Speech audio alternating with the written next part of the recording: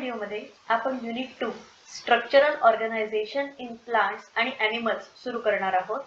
Unit 2 च्या morphology of flowering plants या chapter number 5 चे काही इम्पॉर्टंट मार्किंग्स आणि टिप्स आणि ट्रिक्स आपण या व्हिडिओमध्ये बघणार आहोत. हा चॅप्टर आपण पार्ट्स मध्ये बघणार आहोत. पार्ट 1 मध्ये ह्या व्हिडिओमध्ये आपण रूट आणि स्टेम बद्दल डिस्कस करणार आहोत. आता आपण बघूया स्टेम. स्टेमच्या स्ट्रक्चर मध्ये कुठले कुठले पार्ट प्रेझेंट असतात. तर मेन जो पार्ट आहे स्टेम किंवा ज्याला आपण स्टॉक असं पण म्हणू शकतो. सो ज्या पार्ट मध्ये कुठल्याही प्रकारची अटॅचमेंट नाहीये त्याला इंटरनोड म्हणतात. आणि ह्या स्टेमवर ज्या पॉइंट वरनं लीव्स किंवा बाकीचे काही स्ट्रक्चर्स किंवा कोणतीही ब्रांच जर ग्रो होत असेल, अटॅच्ड असेल, तर त्याला नोड असं म्हणतात. जो टॉप पार्ट आहे, terminal part of the stem आहे, त्याला म्हणतात एपेक्स. जर बड प्रेझेंट असेल then it is called as apical bud. ह्या नोड मध्ये आणि लीफ मध्ये जर आपण नीट ऑब्झर्व केलं तर एक अँगल दिसून येतो. ह्या अँगलला म्हणतात ॲक्झिल. आणि ह्या ॲक्झिल मध्ये जर बड प्रेझेंट असेल then it is called as axillary bud. ह्या स्ट्रक्चरला तर आपल्याला माहिती आहे this is called as leaf. आणि लीफ किंवा या पानाचा जो दांडा आहे जो या नोडला अटॅच्ड आहे that is called as petiole. So purposes of modification ह्याच्यामध्ये काय काय येतं? Food storage. त्याच्यानंतर दुसरं रिझन येतं ते म्हणजे सपोर्ट. तिसरं जे रिझन आहे ते आहे प्रोटेक्शन.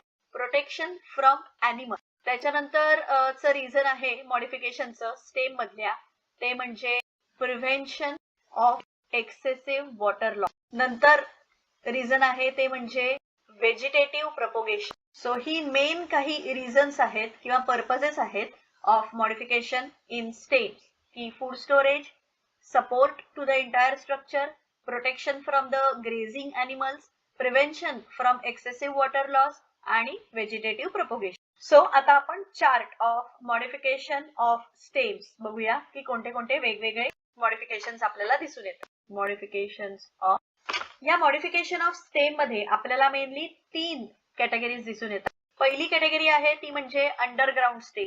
दुसरी कॅटेगरी आहे ती आहे सब एरियल स्टेम. आणि तिसरी कॅटेगरी आहे ती म्हणजे एरियल.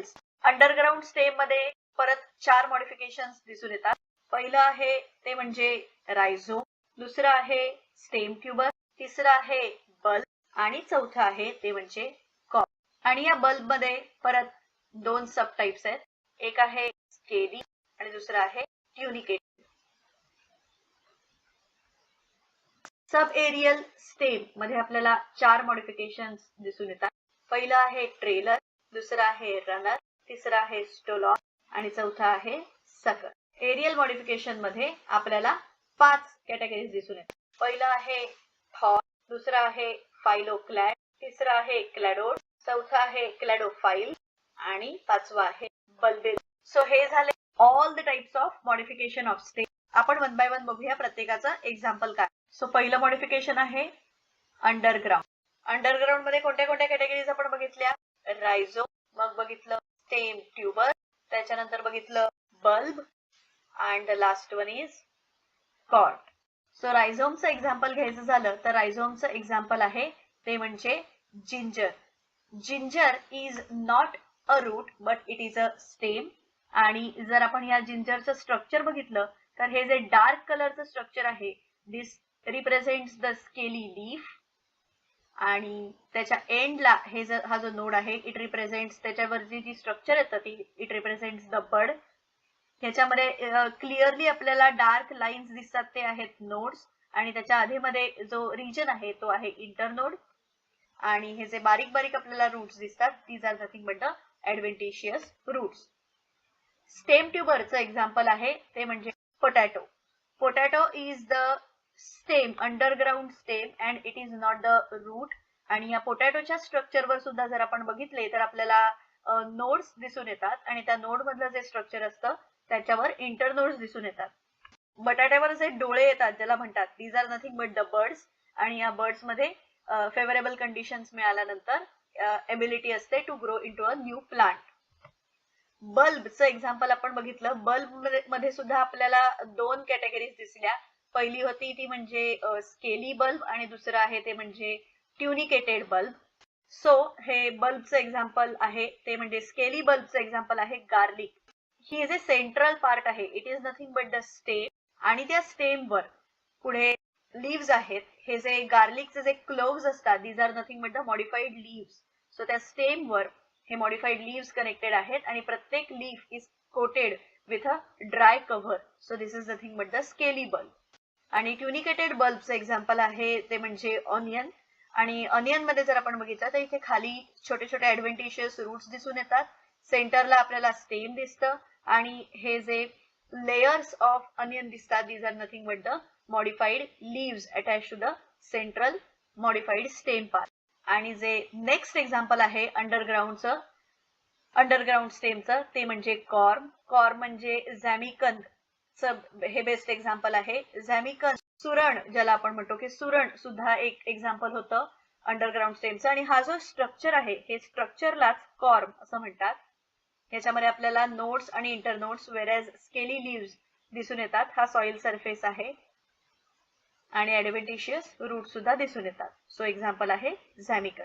पुढचं मॉडिफिकेशन आहे ते म्हणजे subaerial. Subaerial modification मध्ये आपल्याला 5 टाइप्स दिसून येतात. पहिला आहे तो म्हणजे ट्रेलर, दुसरा आहे रनर, तिसरा आहे स्टोलॉन, चौथा आहे ऑफसेट आणि पाचवा आहे सकल. सो याचे एक्झाम्पल्स काय काय बघूयात. पहिला म्हणजे ट्रेलर. ट्रेलरचं एक्झाम्पल आहे युफोर्बिया. याच्यामध्ये इथे जर आपण बघितलं तर एक बेस पासनं ग्राउंडला पॅरलल असे हे जे स्टेम्स असतात ते ग्रो होतात. ते instead of growing in the vertical direction ते हॉरिझॉन्टल डायरेक्शन मध्ये स्प्रेड होतात आणि hence they are called as trailers. दुसरा मॉडिफिकेशन आहे ते म्हणजे रनर आणि ते म्हणजे स्ट्रॉबेरी. ह्या मॉडिफिकेशन मध्ये काय होतं, from the base of original plant एक स्टेम जे आहे ते पॅरलल टू द ग्राउंड कुठल्याही डायरेक्शन मध्ये ग्रो होतं आणि एका पॉइंटला त्याच्यामधला जो नोड असतो तो ग्राउंडला एका पॉइंटला अटॅच होऊन तिथून न्यू प्लांट ग्रो व्हायला सुरुवात होते. So this is called as a runner आणि एक्झाम्पल आहे स्ट्रॉबेरी. पुढचा टाईप आहे तो म्हणजे स्टोलॉन. स्टोलॉन मध्ये जर आपण बघितलं तर in between same kind runner सारखंच आहे, पण इथे डिफरन्स असा आहे की from the crown region of the plant एक ब्रांच ग्रो होते आणि ती पुढच्या नोडला अटॅच होते टू द ग्राउंड आणि त्याच्यापासून नवीन डॉटर प्लांट तयार होतं. This is specially for vegetative reproduction आणि this structure is called as stolon. Example त्याचा आहे जॅस्मिन प्लांट. पुढचं स्ट्रक्चर आहे ते म्हणजे ऑफसेट. ऑफसेट मध्ये आपल्याला दोन इथे एक्झाम्पल्स दिलेली आहेत, पिस्टिया आणि इकॉर्निया. ह्याच्यामध्ये अगेन स्टोलॉन सारखं स्ट्रक्चर होत आहे पण ग्राउंडला टोटली कनेक्टेड आणि टोटली हॉरिझॉन्टल असं स्ट्रक्चर होऊन त्यांच्यामधला जो डिस्टन्स असतो तो कमी असतो. आणि शेवटचं जे एक्झाम्पल आहे सब एरियल मॉडिफिकेशनचं, त्याच्यामध्ये काय होत आहे त्याचं एक्झाम्पल, त्याचं नाव आहे सकर.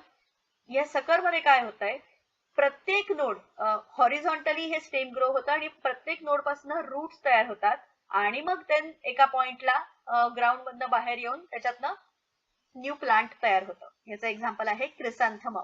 शेवटचा टाईप आहे तो म्हणजे एरियल मॉडिफिकेशन. एरियल मॉडिफिकेशन मध्ये पण 5 कॅटेगरीज आहेत. पहिला आहे थॉर्न, दुसरा आहे फायलोक्लॅड्स, तिसरा आहे क्लॅडोड्स, चौथा आहे क्लॅडोफाइल्स आणि पाचवा आहे बल्बिल्स. थॉर्नचं एक्झाम्पल आहे सिट्रस प्लांट. इथे जर तुम्ही स्ट्रक्चर बघितलं तर हे काटेरी जे स्ट्रक्चर असतं हे आहे थॉर्न. एंटायर ब्रांच जी आहे ही या थॉर्न मध्ये कन्वर्ट झालेली आहे. This is protection against the grazing animal. पुढे फायलोक्लॅडचं एक्झाम्पल आहे ते म्हणजे ऑपुन्शिया किंवा कॅक्टस, कुठल्याही प्रकारचं कॅक्टस. जर इकडे हे स्ट्रक्चर बघितलं तर हे जे गोल स्ट्रक्चर आहे, जो फ्लॅट गोल स्ट्रक्चर आहे ऑपुन्शियाचं, हे खरं तर स्टेम आहे which is modified to reduce the surface area so that कमीत कमी ट्रान्सपिरेशन होईल आणि it is green also so that त्याच्यामधनं फोटोसिंथेसिस पण होणार आहे. आणि ह्या स्ट्रक्चरमुळे, या अशा प्रकारच्या स्ट्रक्चरमुळे डेझर्ट एरियाज मध्ये, डेझर्ट रिजन्स मध्ये कमीत कमी ट्रान्सपिरेशन आणि कमीत कमी वॉटर लॉस होतो आणि ह्याच्यामध्ये वॉटर होल्डिंग कपॅसिटी सुद्धा खूप जास्त असते. It is succulent in nature. Succulent म्हणजे आतमधून ते खूप जास्त ज्युसी असतं. क्लॅडोड, क्लॅडोडचं एक्झाम्पल पुढे आहे ते म्हणजे ऍस्पॅरागस. या ऍस्पॅरागस मध्ये जर आपण बघितले तर ह्या ज्या ब्रांचेस आहेत या छोट्या छोट्या स्टिक्स मध्ये कन्व्हर्टेड असतात. अगेन ऍस्पॅरेगस हे सुद्धा डेझर्ट प्लांट आहे आणि याचं रिझन मेन असं आहे to avoid the excessive water loss. क्लॅडोफाईल्सचं एक्झाम्पल आहे ते म्हणजे रस्कस. या रस्कस मध्ये जर तुम्ही बघितलं तर फाईल याचा अर्थ होतो लीफ. सो लीफ मध्ये नवीन ग्रोथ होते आणि व्हेजिटेटिव्ह रिप्रोडक्शन साठी याचा उपयोग होतो. आणि शेवटचं जे मॉडिफिकेशन आहे ते म्हणजे बल्बिल्स. आणि बल्बिल्स मध्ये अगेन एका नोड पासनं एंटायर ब्रांच जी आहे ही या गोल स्ट्रक्चर मध्ये कन्वर्ट होते. याचं एक्झाम्पल आहे अगावे. आणि हे जे स्ट्रक्चर आहे it is having ability for vegetative propagation as well as food storage साठी सुद्धा त्याचा उपयोग होतो. सो हे झाले एरियल मॉडिफिकेशन. ह्या ऍडिशनल पार्ट इथे आहे. स्टेम टेंड्रिल्स मध्ये वेगवेगळ्या प्रकारचे स्टेम टेंड्रिल्स आपल्याला दिसून येतात. टेंड्रिल्स याचा अर्थ थिन वायरी स्ट्रक्चर्स असतात. It is green in colour, so they are photosynthetic in nature. त्यांच्यामध्ये कोणत्याही प्रकारचे नोड्स आणि इंटरनोड्स नसतात. So they are leafless, branchless आणि दे आर कॉइल्ड स्ट्रक्चर्स.